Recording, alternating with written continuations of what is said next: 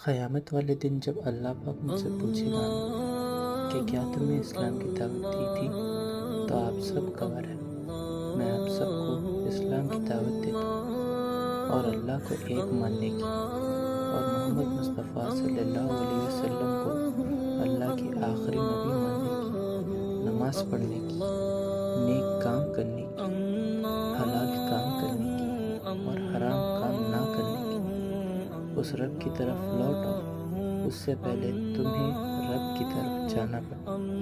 इस मैसेज को फॉरवर्ड करके आप भी अपनी आवाज़ बुलंद करें।